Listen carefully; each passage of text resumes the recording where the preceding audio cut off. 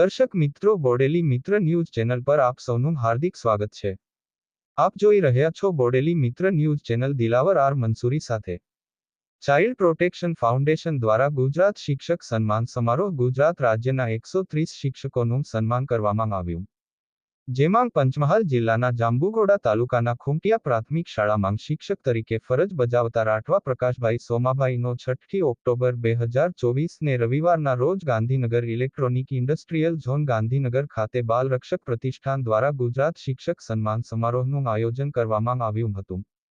આ કાર્યક્રમના મુખ્ય મહેમાન તરીકે શ્રીમતી મીરાબહેન પટેલ, મેયર ગાંધીનગર તથા શ્રી ગૌરાંગભાઈ વ્યાસ, સ્ટેન્ડિંગ કમિટી ચેરમેન તથા શ્રી S.J. ડુમરાડિયા, સર સચિવ GCERT ગાંધીનગર, શ્રી ડોક્ટર પુલકિત જોશી તથા મદદની સચિવ ગુજરાત માધ્યમિક અને ઉચ્ચતર માધ્યમિક બોર્ડ ગાંધીનગર, સહાયક સચિવ શ્રી ડોક્ટર M.N. પટેલ, સંયુક્ત નિયામક પ્રાથમિક શિક્ષણ ગાંધીનગર, ડોક્ટર નિષાદ ઓઝા, લેક્ચર શ્રી તખુભાઈ સાડસુર તથા પર્યાવરણવાદી પત્રકાર અને લોકસેવક શ્રી હરિદાસ શર્મા, પ્રમુખ એવોર્ડ વિજેતા શિક્ષણ 2021 તથા ડોક્ટર ગુલાબચંદ પટેલ, સામાજિક કાર્યક્રમ અને શિક્ષણ શાસ્ત્રી શ્રીમતી બીનાબેન પટેલ, ગાંધીનગર ન્યૂઝપેપર મુખ્ય સંપાદક શ્રી નિશાંત શર્મા તથા રાધેશ્યામ યાદવ, રાષ્ટ્રીય સંયુક્ત સચિવ ઇન્ડિયન લાયન્સ, અને નરેશ વાળા, રાષ્ટ્રીય સચિવ મનોજભાઈ કિચોર, રાષ્ટ્રીય કાર્યકારી પ્રમુખ ઉપસ્થિત રહ્યા હતા.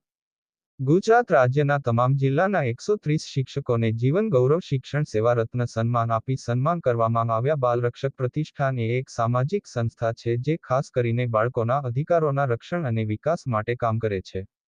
આ સંસ્થાનો ઉદ્દેશ્ય બાળકોની શૈક્ષણિક, સામાજિક અને આરોગ્ય સમસ્યાનું નિરાકરણ અને ઉજ્જવલ ભવિષ્ય તરફ માર્ગદર્શન આપવાનો છે. ગરીબ અને જરૂરિયાતમંદ બાળકોને શૈક્ષણિક સહાય, બાળકોને શાળાકીય સામગ્રીનું વિતરણ, મફત કભી પરીક્ષાનો અને બાળ લગ્ન, બાળમજૂરી અને 1260 સામે પગલાં લેવા, બાળકોના સર્વાંગી વિકાસ માટે સહાયતા દ્વારા વિવિધ પ્રવૃત્તિઓનું આયોજન પણ કરવામાં આવ્યું હતું. આ કાર્યક્રમને સફળ બનાવવા માટે બદલ રાષ્ટ્રીય સચિવ નરસવાડા, રાષ્ટ્રીય કારીગરી પ્રમુખ મનોજ, ડોક્ટર ગુલાબચંદ પટેલ ગુજરાત, સ્મિતાબેન રાણા ગુજરાત, ધર્મેશભાઈ જોશી ગુજરાત, લીલાબેન ઠાકરડા વગેરેનો સહયોગ રહ્યો હતો. Reporter Dilawar R Mansuri, Bodeli, Chhota Udepur.